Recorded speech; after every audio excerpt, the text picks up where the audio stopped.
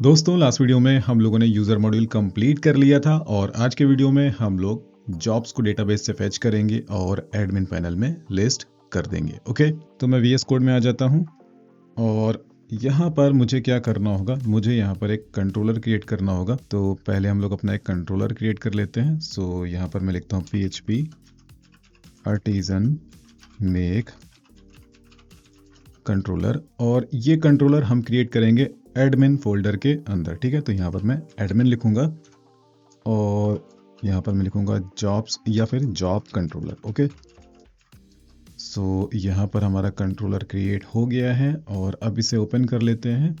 तो admin folder के अंदर जॉब कंट्रोलर। ओके, तो नेक्स्ट अब हमें क्या करना है, यहाँ पर एक मेथड डिफाइन करना है, public function index. Okay, next अब यहाँ पर मैं एक राउट क्रिएट कर लेता हूँ। तो मैं web.php फाइल ओपन कर लेता हूँ। ओके, और मैं किसी राउट को कॉपी कर लेता हूँ, यहाँ पर मैं पेस्ट कर देता हूँ। यहाँ पर मैं लिखता हूँ जॉब्स। ओके, और यहाँ पर मैं कंट्रोलर यूज़ करूँगा जॉब कंट्रोलर। ओके, ठीक है, और इंडेक्स मेथड यहाँ पर होगा और इस राउट का नाम होगा admin.jobs। ओके, ठीक है, तो अब अगर मैं इसको हिट करूं URL में, ओके, तो अभी यहाँ पर ब्लैंक आएगा क्योंकि यहाँ पर इस मेथड के अंदर मैंने कोई व्यू कॉल नहीं किया है। तो अब मुझे क्या करना होगा, अब मुझे एक ब्लेड फाइल क्रिएट करना होगा। तो ब्लेड फाइल क्रिएट कर लेते हैं, रिसोर्सेज व्यूज एडमिन।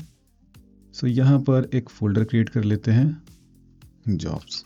ठीक है, और यहाँ पर अब हमें एक ब्लेड फाइल क्रिएट करना होगा। तो मैं काम करता हूँ, ये लिस्ट वाला जो ब्लेड है इसको मैं कॉपी कर लेता हूँ। ठीक है, और जॉब्स के अंदर एक फाइल क्रिएट कर लेते हैं, इसका मैं नाम दे देता हूँ list.blade.php और यहाँ पर इस कोड को मैं पेस्ट कर देता हूँ। ओके, सो नेक्स्ट अब हमें क्या करना है, यहाँ पर इस ब्लेड फाइल को कॉल करना होगा और एक काम करते हैं, यूज़र वाला ये फाइल बंद कर देते हैं। ठीक है, सो यहाँ पर मैं लिखता हूँ रिटर्न व्यू और यहाँ पर admin dot jobs dot list. Okay, तो यहाँ पर अब हमें एक काम करना होगा, यहाँ पर मैं इसको यहाँ से हटा देता हूँ। ठीक है, क्योंकि अभी हम लोगों ने यहाँ पर जॉब्स को फेच नहीं किया। ठीक है, तो अब अगर इसे मैं लोड करूँगा, अच्छा तो यहाँ पर ये प्रॉब्लम आ गया। चलिए यहाँ पर ये इसको भी मुझे यहाँ पे हटाना होगा, तो मैं कमेंट कर देता हूँ उसको। ठीक है, तो अपना लेआउट कुछ इस तरह से आ रहा है, इसको चेंज कर लेते हैं, यहाँ पर हो जाएगा जॉब्स। ठीक है, जॉब्स। ओके, और यहाँ पर आईडी ठीक रहेगा, फिर जॉब का टाइटल। नेक्स्ट यहाँ पर मैं लिखूँगा क्रिएटेड बाय। ठीक है, सो जॉब किस यूज़र के द्वारा क्रिएट की गई है तो हम उसका नाम दिखाएंगे और इसके बाद यहाँ पर डेट, जॉब कब क्रिएट की गई है। ठीक है, तो उसका डेट हम दिखाएंगे। सो अब हमें यहाँ पर आना होगा और जॉब्स को फेच करना होगा। तो यहाँ पर हम यूज़ करेंगे जॉब मॉडल, जॉब, क्योंकि मैंने यहाँ पर जॉब मॉडल को यूज़ किया है तो इसे इंपोर्ट करना ज़रूरी है। ओके, नेक्स्ट यहाँ पर ऑर्डर बाय, ऑर्डर बाय में यहाँ पर क्रिएटेड एट डिसेंडिंग।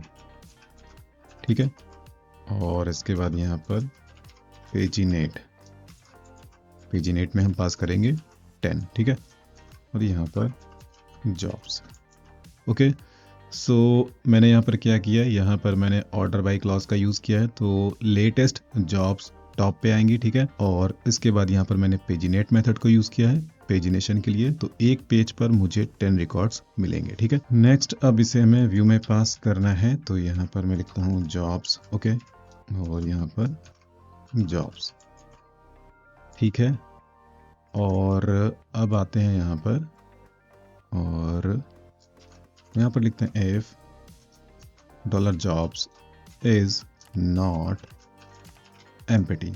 ओके, अगर एम्प्टी नहीं है डॉलर जॉब्स तो यहाँ पर हम एक फॉर ईच लूप चलाएंगे और यहाँ पर मैं लिखूंगा jobs as dollar job. Okay, इसके बाद यहाँ पर हम यूज़ करेंगे टीआर, ठीक है, यहाँ पर टीडी, और कितने टीडी होंगे यहाँ पर 1 2 3 4 5, तो यहाँ पर स्ट्रिक 5, ठीक है। तो ये हमारे 5 टीडी यहाँ पर क्रिएट हो गए हैं और यहाँ पर सबसे पहले मैं आईडी प्रिंट करूँगा, तो जॉब का आईडी। नेक्स्ट यहाँ पर जॉब का टाइटल, तो जॉब का टाइटल, और इसके बाद जॉब किस यूज़र के द्वारा क्रिएट की गई है, तो इसके लिए मुझे शायद रिलेशन का यूज़ करना होगा। तो एक बार मैं देख लेता हूँ क्या रिलेशन मैंने क्रिएट किया है। जॉब टाइप है, कैटेगरी है, ओके। सो यहाँ पर एक रिलेशन मुझे क्रिएट करना होगा। तो पहले एक बार डेटाबेस अपना ओपन कर लेते हैं, जॉब पोर्टल जॉब्स, ओके।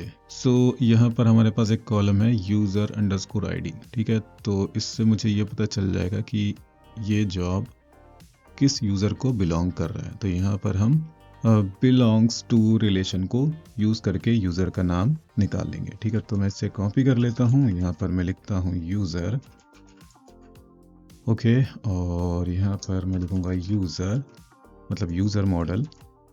सो यहाँ पर मैंने एक रिलेशन बना दी है जिससे मुझे यूज़र का इंफॉर्मेशन मिल जाएगा, ओके। अब इस रिलेशन को यूज़ करने के लिए यहाँ पर मुझे लिखना होगा विद, और इसके बाद इसके अंदर हम रिलेशन का नाम देंगे, तो यहाँ पर यूज़र। और एक काम करता हूँ, मैं आपको ये डीडी करके दिखा देता हूँ पहले, ओके। सो यहाँ पर रीलोड करेंगे तो आपको चाहिए, यहाँ पर नहीं, डेटा आपको कहाँ पर मिलेगा, यहाँ पर मिलेगा। सो यहाँ पर 0 से लेकर के 9 इंडेक्सेस बनी है, तो टोटल 10 रिकॉर्ड्स बने हैं। तो किसी एक रिकॉर्ड को ओपन कर लेते हैं, ओके। तो एट्रीब्यूट्स में यहाँ पर हमें जॉब का पूरा डेटा मिल रहा है, ठीक है। और रिलेशन में जाते हैं तो यूज़र रिलेशन में हमें यूज़र का इंफॉर्मेशन मिल जाएगा, ठीक है। तो यहाँ पर यूज़र का आईडी क्या है, 3 है, और यहाँ पर वेरीफाई कर लेते हैं। सो आप यहाँ पर देख सकते हो यूज़र का आईडी 3 है, तो यूज़र आईडी 3 के लिए यहाँ पर रिलेशन में मुझे डेटा मिल चुका है, ठीक है। तो सही है। अब आ जाते हैं वापस से, इसको हटा देते हैं, यहाँ पर आ जाते हैं, और अब हम यहाँ पर लिखेंगे जॉब यूज़र रिलेशन और यूज़र का नेम, ठीक है, ओके। सो ठीक है यहाँ तक। नेक्स्ट यहाँ पर हमें जॉब का डेट प्रिंट करना है, तो यहाँ पर हम यूज़ करेंगे कार्बन लाइब्रेरी, ठीक है। सो कार्बन, ठीक है। फिर इसके बाद यहाँ पर दोबारा से कार्बन, और इसका पार्स मेथड यूज़ करेंगे।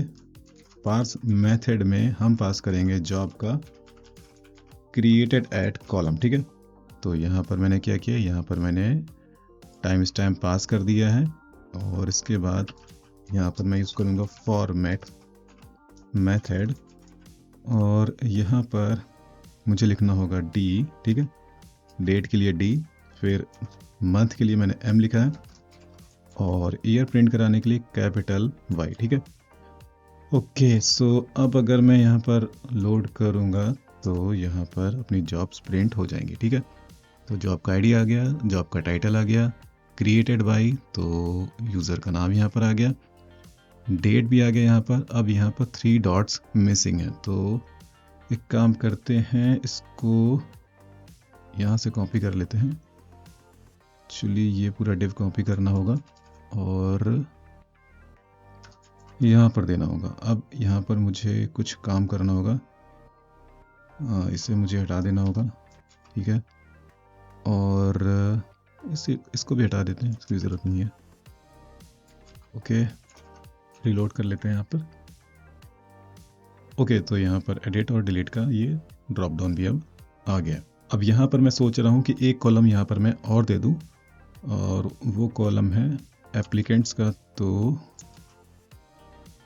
मैं काम करता हूँ, टाइटल के बाद यहाँ पर ये काम करते हैं, यहाँ पर नीचे दिखा देते हैं, ठीक है। सो यहाँ पर इसको मैं पी टैग में कर देता हूँ, ठीक है। और यहाँ पर मैं पी टैग क्लोज कर देता हूँ। एक पी टैग और ले लेते हैं और यहाँ पर अच्छा एक काम हमें और करना होगा, यहाँ पर उस रिलेशन को यूज़ करना होगा। सो यहाँ पर मैं लिखता हूँ एप्लीकेशंस, ठीक है। यहाँ पर मैंने एप्लीकेशंस दे दिया है। नेक्स्ट मैं जाता हूँ इस ब्लेड फाइल में, ठीक है। और यहाँ पर हम इस रिलेशन को यूज़ करेंगे जॉब एप्लीकेशंस और यहाँ पर काउंट मेथड, ओके। और यहाँ पर अपना एक हेडिंग दे देते हैं एप्लीकेंट्स, ठीक है। सो अब अगर मैं रिलोड करूँगा तो यहाँ पर अपना एप्लीकेंट्स भी आ जाएंगे, ठीक है। तो यहाँ पर 0, यहाँ पर 3, यहाँ पर 0, यहाँ पर 2, ठीक है। तो यहाँ पर ये सही है। और पेजिनेशन भी इनेबल कर देते हैं। तो पेजिनेशन इनेबल करने के लिए यहाँ पर मुझे लिखना होगा जॉब्स, ठीक है। सो यहाँ पर अब अपना पेजिनेशन भी आ गया। और इस पेजिनेशन में थोड़ा सा ये यूआई का इशू आ रहा है, थोड़ा सा ये बड़ा आ रहा है और यहाँ पर ये छोटा आ रहा है। तो एक काम करते हैं, style.css फाइल ओपन कर लेते हैं, ओके। और यहाँ पर एक CSS है स्पैन का, ठीक है। एक्चुअली ये CSS कहाँ पर है, ये है, ठीक है। तो पेजिनेशन, सो यहाँ पर मैं लिखता हूँ पेजिनेशन स्पैन, ओके। और फॉन्ट साइज इनहेरिट, ओके। सो अब यहाँ पर ये UI वाला भी इशू फिक्स हो गया है। और यहाँ पर पेजिनेशन चेक भी कर लेते हैं, ओके। तो ये सेकंड पेज पर हम आ चुके हैं, ये हम थर्ड पेज पर आ चुके हैं, ठीक है। तो पेजिनेशन भी यहाँ हमारा बिल्कुल प्रॉपर वर्क कर रहा है, ओके। और नेक्स्ट वीडियो में हम लोग जॉब्स को एडिट करेंगे, ओके। दोस्तों अगर आप लोगों को ये वीडियो अच्छा लगा तो प्लीज़ आप इस वीडियो को लाइक करिए, कमेंट करिए, शेयर करिए और मेरे चैनल को सब्सक्राइब कर लीजिए। अभी के लिए bye, thanks and take care.